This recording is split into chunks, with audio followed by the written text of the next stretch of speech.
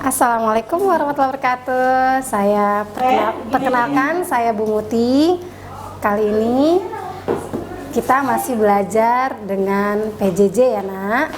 Alhamdulillah. Nah anak-anak, kali ini kita mau belajar tentang adab terhadap orang tua.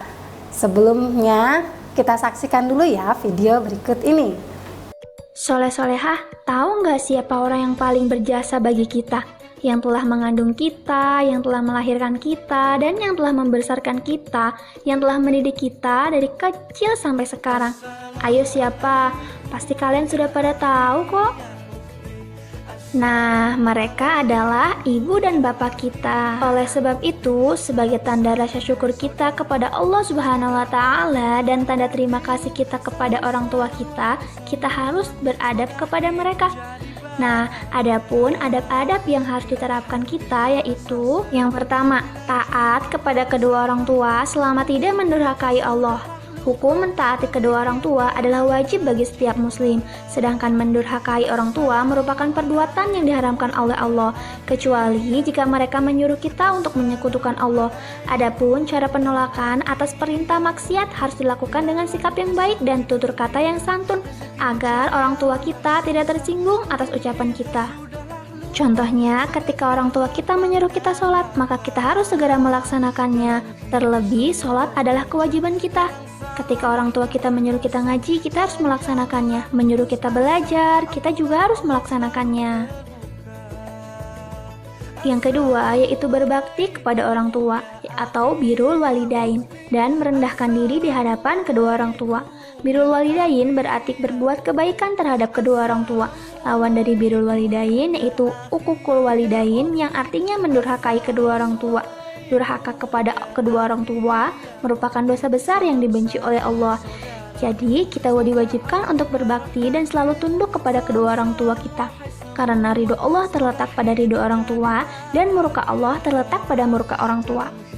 Contoh sikapnya yaitu dengan senantiasa meminta maaf kepada orang tua kita, senantiasa membantu orang tua kita yang kesusahan, senantiasa membantu orang tua kita dengan pekerjaan rumah. Kali-kali bolehlah memijit orang tua kita agar rasa capek yang dialami bisa berkurang atau bahkan hilang. Memberikan hadiah agar orang tua kita senang dan merawatnya ketika sakit. Yang ketiga yaitu sikap sopan, berbicara santun, dan tidak mencaci kepada kedua orang tua. Sikap dan perilaku yang benar kepada kedua orang tua adalah dengan tidak berkata dan tidak pula berlaku kasar, yaitu jangan sampai kita mengatakan kepada kedua orang tua perkataan yang jelek, meskipun kata yang paling ringan yakni yang berarti desahan karena bosan atau dongkol.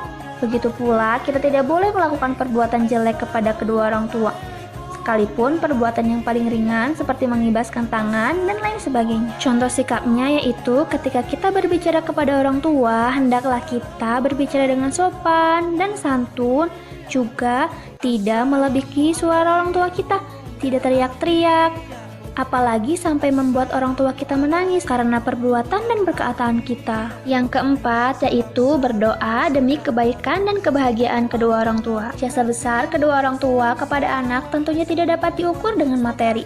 Salah satu cara yang dapat dilakukan anak kepada kedua orang tua adalah balas budi, yakni berupa doa. Bahkan salah satu cara berbakti kepada orang tua yang telah wafat yakni dengan mendoakannya. Alhamdulillah anak-anak, sudah kan menyaksikan video tentang Nusa ya, yang mengenai adab terhadap orang tua. Kita lanjutkan dengan tugas ya nak. Berikutnya adalah tugas menulis tentang adab terhadap orang tua. Boleh berisi mengenai aku sayang ayah dan ibu, atau aku cinta ayah dan ibu. Boleh juga seperti itu. Harus lebih baik dari ini ya nak. Terima kasih. Wassalamualaikum.